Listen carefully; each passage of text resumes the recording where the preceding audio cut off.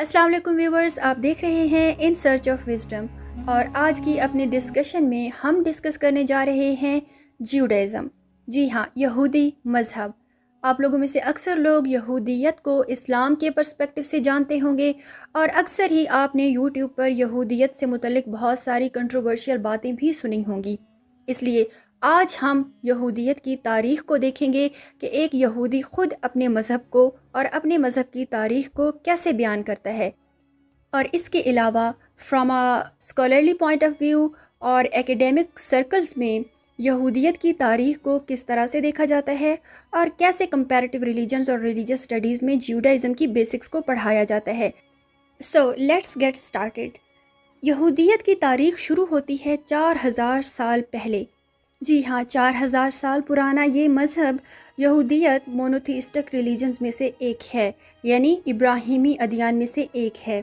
ज्यूडाइज़म एक खुदा को मानने वाला मज़हब है। बहुत से लोग ये तो जानते हैं कि ज्यूडाइज़म इस्लाम और क्रिश्चियनिटी से पहले का मज़हब है, और ये तीनों मज़ाहिब हज़रत इब्राहीम अलैहिस्सलाम को अपना जद्द अमजद मानते हैं। लेकिन बहुत से लोग ये नहीं जानते कि यहूदी अकायद व इबादात किस तरह के हैं।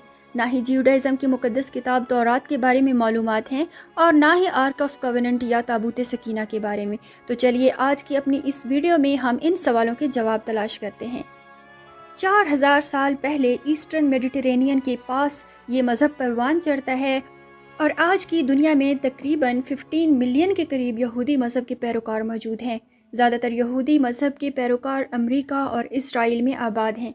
यहूदी लोग तौहीद परस्त हैं, यानी इन लोगों का अकीदा है कि खुदा सिर्फ एक है, और खुदा ने यहूदी और नस्ल लोगों के साथ एक ख़ास मुआहदा यानी कवेनेंट किया है।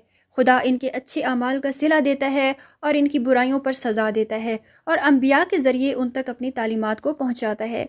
ज़्यादातर यहूदी अपने मसीहा के इंतज़ार में भी हैं। उनके मजहबी रहनुमाओं को रबाई कहा जाता है, और उनकी इबादत गाहों को सिनागॉग्स कहा जाता है। रिवायती तौर पर इस शख्स को यहूदी कहा जाता है जिसकी माँ यहूदी हो। यहूदियत के मरकज़ी अकायद हिब्रू बाइबल या तौरात की तालीमात पर मबनी हैं। तौरात के मुताबिक इब्राहीम वो पहला शख्स था जिसे खुदा ने मुंतखब किया, और ख़ास अहद भी इब्राहीम और उसके खुदा के दरमियान हुआ था। खुदा ने इब्राहीम से वादा किया था कि उसकी औलाद को अजीम कौम बनाएंगे जो कि दुनिया पर हुकूमत करेगी, और वो चुने हुए लोग होंगे। इब्राहीम के बेटे इसहाक और पोते याकूब का यहूदियत की तारीख़ में बहुत ही बड़ा किरदार है। इसराइल का लक़ब याकूब अलैहिस्सलाम ने लिया था, इसीलिए उनकी औलाद को बनी इसराइल कहा गया। याकूब से 1000 साल पहले हज़रत मूसा ने बनी इसराइल को मिस्र से आज़ाद करवाया था। तौरात हज़रत मूसा पर नाजिल हुई, जो कि कोह तूर पर अहकाम अशरा या 10 कमांडमेंट्स की सूरत में आई। हज़रत मूसा के बाद जो मेन कैरेक्टर यहूदियत की तारीख़ में हम देखते हैं वो हज़रत सलेमान अलैहिस्सलाम हैं। हज़रत सलेमान अलैहिस्सलाम की क़यादत में यहूदियों ने दुनिया की अजीम तरीन सल्तनत बनाई, और सलेमान अलैहिस्सलाम ने हैकल सलेमानी की तामीर करवाई, जिसमें आर्क ऑफ द कवेनेंट या ताबूत सकीना रखा गया था। और हैकल सलेमानी यहूदियों के लिए ऐसे ही मुक़द्दस है जैसे मुसलमानों के लिए काबा। लेकिन सुलेमान अलैहिस्सलाम की वफ़ात के बाद उनके बेटे से हुकूमत संभाली ना गई, और उनकी सल्तनत 2 हिस्सों में तकसीम हो गई। शुमाली तरफ वाले हिस्सा को इज़राइल का नाम दिया गया था, जहाँ पे 10 ट्राइब्स रहते थे, और सदर्न साइड पर यानी जनूबी साइड पर जूडा की किंगडम थी, जहाँ पे बस 2 कबाइल की हुकूमत थी। 722 कबले मसीह में अशीरियंस ने इज़राइल पर हमला कर दिया, और इसमें इज़राइल की हुकूमत को बहुत ज़्यादा नुकसान हुआ, और उनके ट्राइब्स भी इधर उधर हिजरत कर गए या बहुत से लोग मारे गए, और जनूबी तरफ किंगडम ऑफ जूडिया बच गई, और आज तक जूडिया यानी यहूदा के नाम से यहूदियों को जाना पहचाना जाता है। 586 कबले मसीह में बेबीलोनियंस जूडा की किंगडम पर हमला कर देते हैं और यहूदियों को अपना गुलाम बना लेते हैं। हैकल सुलेमानी तबाह कर दिया जाता है, और बहुत सारे यहूदियों को अपने वतन से निकाल बाहर कर दिया जाता है। यहूदियों की तारीख़ में हैकल सुलेमानी की इस तबाही और उनका बेबीलोनियंस के हाथों गुलाम बन जाना बहुत ही दिल खराश वाक़या करार दिया जाता है, और इसको आज तक याद रखा गया है, जैसे मिस्र के फ़िरौनों की ग़ुलामी को याद रखा गया है। और इसके बाद आता है साल 539 कबले मसीह, जिसमें तशरीफ़ लाते हैं यहूदियों के हीरो जो कि थे तो फ़ारसी। جن کو سائرس دی گریٹ کے نام سے یہودی تاریخ میں یاد رکھا گیا ہے اور آج تک ان کو ایز اے ہیرو ڈپکٹ کیا گیا ہے. جی کیونکہ بیبیلونینز کے ہاتھوں سائرس دی گریٹ، یا جن کو عربک سورسز میں کوروش کا نام دیا گیا ہے، انہوں نے یہودیوں کو آزاد کروایا اور واپس اپنے وطن جانے کی اجازت دے دی. اور نہ صرف یہودیوں کو اپنے وطن واپس جانے کی اجازت دے دی بلکہ ان کو بہت سارا خزانہ بھی دے دیا تاکہ وہ جا کر اپنا ہیکل سلیمانی دوبارہ سے تعمیر کر سکیں. یہودی دوبارہ سے اپنی عبادت گاہ ہیکل سلیمانی کو تعمیر کرتے ہیں اور دوبارہ سے اپنی تباہ شدہ اور گم شدہ کتاب تناخ یا تورات کو لکھنا شروع کر دیتے ہیں. اس پیریڈ کو ربائنک جوڈائزم بھی کہا جاتا ہے. ربائنک پیریڈ میں ہیکل سلیمانی کی دوسری تباہی سے ربائنک جوڈائزم کی تشکیل تک کا دور شامل ہے. اور اس کے بعد آتا ہے میڈیول پیریڈ. میڈیول پیریڈ میں قرون وسطی سے جدید دور کی تاریخ شامل ہے. یہاں تک کہ سال آ جاتا ہے 70 CE یعنی 70 عیسوی. 70 عیسوی دوبارہ سے تباہی و بربادی لاتا ہے اور یہودیوں کا ہیکل سلیمانی رومیوں کے ہاتھوں تباہ و برباد ہو جاتا ہے. یہودی لوگ دوبارہ سے ایک بہت بڑے ایگزائل یعنی جلاوطنی میں چلے جاتے ہیں. یہ لوگ ہجرت کر جاتے ہیں یورپ کی طرف، نارتھ افریقہ کی طرف اور مڈل ایسٹ کی طرف. اور اگلے 2000 سال یہ لوگ جلاوطنی میں گزارتے ہیں اور ان کا سب سے جو ڈارک پیریڈ تھا، سب سے جو تباہی کا پیریڈ تھا، وہ یورپ میں گزرا، جہاں پہ ان کا جینوسائیڈ کیا گیا. ہولوکاسٹ کے بارے میں آپ لوگوں نے سن ہی رکھا ہوگا. یورپ میں یہودیوں کی سب سے زیادہ نسل کشی ہوئی. جرمنی میں، رشیا میں، پولینڈ میں سب سے زیادہ یہودیوں کا قتل عام کیا گیا. یہ 2000 سال کی جلاوطنی 1947 تک گنی جاتی ہے. جی اسٹیٹ آف اسرائیل کے قیام تک، جب برٹشرز کی طرف سے فلسطین کو 2 حصوں میں بانٹ دیا گیا. ایک حصہ عربوں کو دے دیا گیا جبکہ دوسرا حصہ یہودیوں کو دے دیا گیا اور اسٹیٹ آف اسرائیل کا قیام 1948 میں عمل میں آ گیا. خیر یہ تو تھی 2000 سال کی تاریخ کی ایک بریف سی سمری، ایک چھوٹا سا خلاصہ. اگر ہم جاتے ہیں 4000 سال پیچھے اور دیکھتے ہیں کہ ابراہیم علیہ السلام جس ماحول میں آئے تھے وہاں پہ بہت سارے خداؤں کا تصور موجود تھا. اس سوسائٹی میں تخلیق کا خدا اور تھا جسے مردوک کہا جاتا تھا، اور جنگ کا خدا اور تھا جسے نرگل کہا جاتا تھا. اس کے علاوہ بھی بہت سارے خدا پائے جاتے تھے، جبکہ ستاروں کی، چاند سورج کی پرستش بھی کی جاتی تھی. لیکن اپنی سوسائٹی کے برعکس ابراہیم علیہ السلام ایک خدا پر ایمان رکھتے تھے جو کہ سب جاننے والا ہے، جو کہ ہمیشہ سے ہے اور ساری طاقت کا سرچشمہ وہی ہے. اس پوری کائنات کو تخلیق کرنے والا، اس کی کوئی اولاد نہیں ہے اور اس کے برابر کوئی بھی نہیں ہو سکتا. اسی کو کہتے ہیں مونوتھیزم یعنی توحید پرستی. اور توحید پرستی یا مونوتھیزم یہودیت کی تھرو پوری دنیا میں پھیلا. جوڈائزم کی مقدس کتاب تورات میں استعمال ہونے والا لفظ خدا کے لیے الوہیم ہے. الوہیم عربی زبان میں استعمال ہونے والے لفظ الہی سے بہت ہی ملتا جلتا ہے، اور اس کے علاوہ یہوہ کا لفظ بھی استعمال کیا جاتا ہے اور ہیشم کا لفظ بھی خدا کے لیے ہی استعمال کیا جاتا ہے. اپنی ڈیلی لائف میں یہودی یہوہ کو پروناؤنس کرنے سے اجتناب کرتے ہیں. انہیں لگتا ہے کہ یہ خدا کی شان کے خلاف ہے، اس لیے وہ ہیشم یا ایڈونائی مائی لارڈ کہہ کر اپنی ڈیلی لائف میں خدا کو پکارتے ہیں. یہودیت کے مطابق انسان خدا کے ساتھ ایک پرسنل ریلیشن شپ ڈیولپ کر سکتا ہے اسپرچویلٹی کے تھرو، بالکل ویسے ہی جیسے اسلام میں یہ کانسیپٹ ہے. اور جوڈائزم کے مطابق خدا انسان کو فری ول دیتا ہے، یعنی وہ اپنی مرضی کے مطابق اچھائی یا برائی کا راستہ چوز کر سکتا ہے. وہ اس چیز پر مکمل طور پر قادر ہے. تورات یا ہیبرو بائبل کے مطابق موت کے بعد روح ہمیشہ زندہ رہتی ہے، جیسا کہ بائبل میں ابراہیم علیہ السلام کی موت کا ذکر ہے کہ انہوں نے اپنی آخری سانسیں لی، ایک اچھی عمر گزاری اور موت کے بعد اپنے لوگوں کے پاس چلے گئے. ہیبرو بائبل میں بالکل قرآن پاک کی طرح ہی یہ کانسیپٹ دیا گیا ہے کہ اچھے اعمال کرنے والا اور اللہ کی مرضی کے مطابق دنیا میں چلنے والا جنت میں جائے گا، جبکہ برے اعمال کرنے والا جہنمی ہوگا.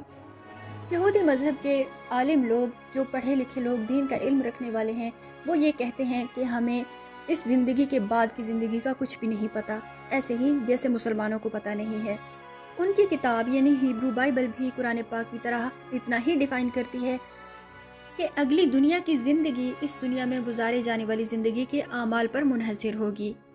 اسی لیے جیوڈائزم پر اس بات میں بہت زیادہ فوکس کیا جاتا ہے کہ اس دنیا میں آپ خدا کے راستے کو فالو کریں اور تورات میں دی جانے والی 10 کمانڈمنٹس کو اسٹرکٹلی فالو کریں. جیوڈائزم میں تصدقہ یعنی چیریٹی کو بہت زیادہ اہمیت حاصل ہے، اسی طرح جیسے اسلام میں زکوٰۃ کو ہے۔ زیادہ تر جیوز اپنی انکم کا 10% جو ہے وہ تصدقہ میں دے دیتے ہیں۔ اس کے بعد جو ان کا امپورٹنٹ کانسیپٹ ہے وہ مسیح کا ہے۔ بہت سارے جیوز جو ہیں وہ مسیح، جسے ہیبرو میں مشائخ کہا جاتا ہے، اس کے انتظار میں ہیں، جس کی پیشین گوئی تناخ یعنی ہیبرو بائبل میں کی گئی ہے۔ مسیح جیوش لوگوں کا وہ لیڈر ہوگا جو مسیانک ایرا یا مسیحی دور کی ابتدا کرے گا۔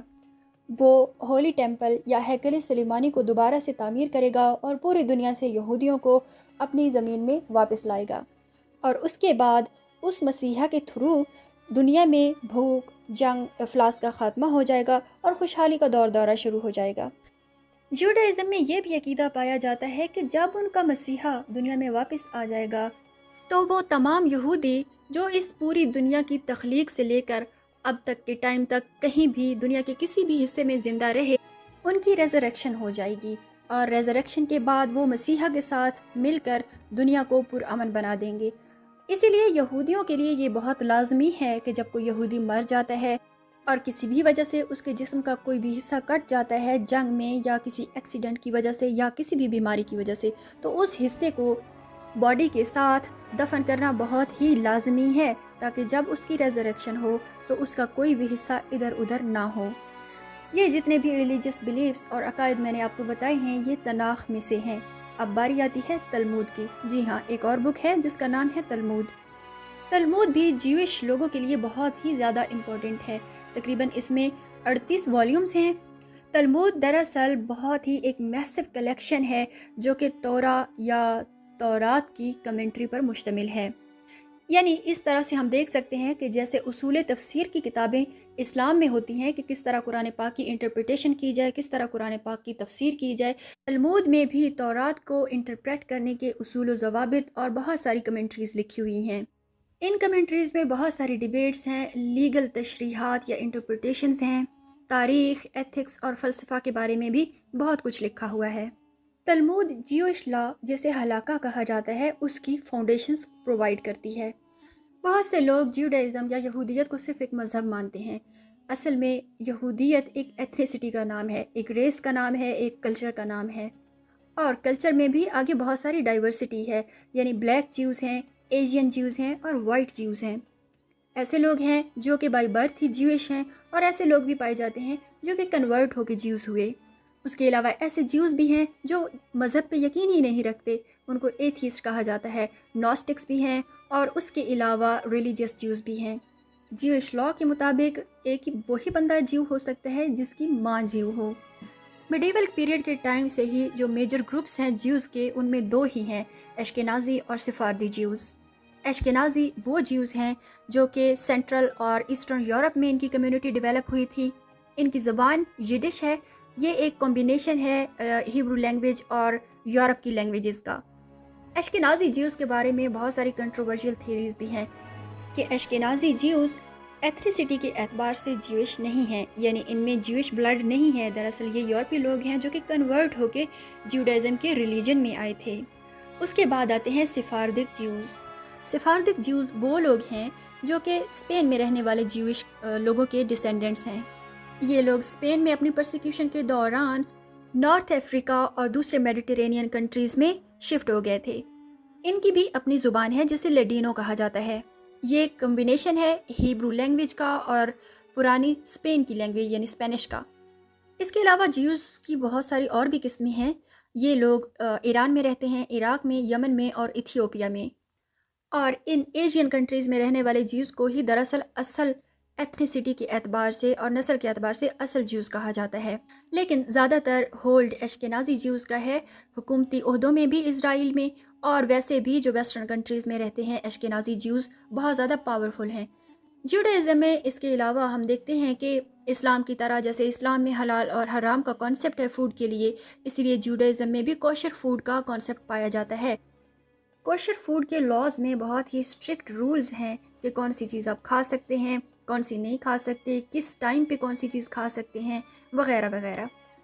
سیکنڈ ورلڈ وار کے پہلے یہودی امریکہ میں، یورپ میں، ایشیا میں اور نارتھ افریقہ میں پھیلے ہوئے تھے۔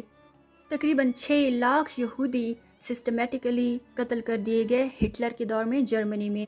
इस इवेंट को होलोकॉस्ट के नाम से जाना जाता है और हिब्रू में इसे शुआ बोला जाता है। पूरे यूरोप में ज्यूज़ के कत्लेआम की जो लहर दौड़ चुकी थी, उसकी वजह से नॉर्थ अमेरिका की तरफ ये लोग हिजरत कर गए, ओटोमन एम्पायर में आ गए और एशिया में भी दोबारा वापस आने की कोशिश काफ़ी ज्यूज़ ने की। लेकिन ज्यूज़ की अपनी सरजमीन में वापसी की ये कोशिश कामयाब बनाई ब्रिटिशर्स ने। सेकेंड वर्ल्ड वॉर में ओटोमन एम्पायर की नाकामी से ओटोमन एम्पायर मुकम्मल तौर पर टूट गई और ब्रिटिशर्स ने फ़लस्तीन में अपनी कॉलोनी कायम कर ली। फ़लस्तीन को 2 हिस्सों में तकसीम कर दिया और पूरी दुनिया से यहूद को यहाँ ला कर आबाद करना शुरू कर दिया, जिसके नतीजे में यहूदियों ने यहाँ पर स्टेट ऑफ इज़राइल कायम कर ली। और अब ये लोग चाहते हैं कि फ़लस्तीनी यहाँ से हमेशा हमेशा के लिए निकल जाएं और वो इस पूरे खित्ते पर अपना कब्ज़ा जमा लें। गज़ा में होने वाला कत्लेआम और फ़लस्तीनियों का हाल किसी से भी छुपा हुआ नहीं है। अगर हम बात करें यहूद में डिनोमिनेशंस की, सेक्टेरियनिज़म की, जैसे इस्लाम में बहुत सारे फ़िरके पाए जाते हैं, यहूदी मज़हब में भी उसी तरह बहुत सारे फ़िरके पाए जाते हैं, जिनमें एथियस्ट ज्यूज़ हैं जो कि खुदा पर यकीन ही नहीं रखते। उसके बाद ऑर्थोडॉक्स हैं जो कि ये यकीन रखते हैं कि तौरात जो है वो एग्जैक्ट वर्ड्स ऑफ गॉड हैं और बहुत ही स्ट्रिक्टली इसकी कमांडमेंट्स को वो लोग फॉलो करते हैं। ऑर्थोडॉक्स में भी आगे बहुत सारी किस्में हैं जिनमें हसीदिक ज्यूज़ बहुत ज़्यादा प्रोमिनेंट हैं। इनको इनकी ड्रेसिंग से ही पहचान लिया जाता है। इसके अलावा रिफॉर्मिस्ट, कंजर्वेटिव और रिकन्स्ट्रक्शनिस्ट ज्यूज़ भी पाए जाते हैं और ये तमाम डिनोमिनेशंस मुख्तलिफ अकायद व इबादत पर काफ़ी सारे डिफरेंसेस रखती हैं। जिस तरह इस्लाम में जुमा का दिन मुबारक समझा जाता है, क्रिश्चियनिटी में संडे को, यहूदियत में सैटरडे जिसे वो अपनी ज़ुबान में शबात बोलते हैं, ये दिन नहायत ही अहमियत का हामिल है। ज्यूज़ के मुताबिक खुदा ने 6 दिनों में कायनात की तख्लीक की और 7वें दिन आराम किया और इसी दिन को ये लोग शबात बोलते हैं। शबात के दिन को यहूदी जिस्मानी तौर पर भी कोई मुशक्क़त नहीं करते, आराम करते हैं, अपनी स्पिरिचुअलिटी पे फोकस करते हैं और ये सारा दिन इबादत में गुजारते हैं। कारोबार करने की एक्टिविटीज़, पैसा खर्च करने की, शॉपिंग करने की और बहुत सारे वर्ल्डली अफेयर्स जो हैं उनको शबात के दिन पर मुकम्मल तौर पर मना किया गया है। और बहुत सारे जो अल्ट्रा ऑर्थोडॉक्स ज्यूज़ हैं वो तो इवन ड्राइविंग भी नहीं करते, घर का कोई काम नहीं करते, इलेक्ट्रिसिटी यानी बिजली का इस्तेमाल नहीं होने देते घर पे और फ़ोन तक को यूज़ नहीं करते शबात के दिन पर। बस प्रेयर, रीडिंग और इबादत में सारा दिन गुजार देते हैं। 70 ईस्वी में हैकल सुलेमानी की तबाही के बाद ज्यूइश जो वर्शिप है और उनकी जो रिलीजियस लाइफ है उसका सेंटर सिनागॉग होता है, बिल्कुल वैसे ही जैसे मुसलमानों की मस्जिदें होती हैं। हर सिनागॉग में आपको एक हैंड रिटन यानी हाथ से लिखी हुई तौरात की कॉपी मिलेगी और इसी कॉपी से सिनागॉग में मौजूद जो रबाई है वो तौरात को ऊंची आवाज़ में पढ़ता है। एक रबाई जो है वो बहुत ही ट्रेंड ज्यूइश स्कॉलर होता है रिलीजियस मैटर्स में, जिस तरह हमारे पास मुफ्ती हजरात होते हैं, हाफिज़ हजरात होते हैं और इमाम मस्जिद होते हैं। ज्यूज़ की लाइफ के बहुत सारे इवेंट्स जो हैं वो इन्हीं रबाइज़ के थ्रू ही कंडक्ट होते हैं, जैसे कि सरकमसीजन या ख़तना की तकरीब रबाइज़ ही मुनक़िद करते हैं और शादियाँ और जनाजे भी इन्हीं के थ्रू होते हैं। ज्यूडाइज़म में अपने सर को कवर करके रखना जो है वो एक साइन ऑफ रिस्पेक्ट समझा जाता है। जैसे इस्लाम में भी टोपी का कॉन्सेप्ट है कि आप सर को कवर करके रखें, इसी तरह यहूदियत में भी हेड कवरिंग का कॉन्सेप्ट है। और ये जो छोटी छोटी टोपियाँ आपको इनके सरों पर नज़र आती हैं, इनको ये लोग बोलते हैं किपा। इसीलिए ऑर्थोडॉक्स ज्यूज़ जो हैं वो हमेशा अपने सर को एक छोटी सी टोपी के साथ कवर करके रखते हैं, जबकि जो लिबरल ज्यूज़ हैं वो किपा बहुत कम ही पहनते हैं। इसके अलावा आप ऑर्थोडॉक्स ज्यूज़ को ये भी देखते होंगे कि उनके सर के दोनों साइडों पे लॉन्ग कर्ली हेयर की एक एक लट गिरी हुई होती है। इन लटों को ये लोग प्योट कहते हैं और इसलिए बढ़ा के रखते हैं क्योंकि ऑर्थोडॉक्स जूडाइज़म बहुत ही स्ट्रिक्टली फॉलो करता है कमांडमेंट्स ऑफ तौरात में ये इनको हुक्म दिया गया है कि आपको अपने सर के कॉर्नर से बालों को नहीं काटना चाहिए, इसीलिए ये 2 लटें बढ़ा के रखते हैं। तो ये था ज्यूडाइज़म का उनकी लंबी तारीख का एक ब्रीफ सा इंट्रोडक्शन। उम्मीद है आपको पसंद आया होगा और मेरे चैनल को सब्सक्राइब करना, वीडियो को लाइक करना और कमेंट करना ना भूलिएगा। अपना फीडबैक लाजमी दीजिएगा। Thanks for watching. अल्लाह हाफिज़।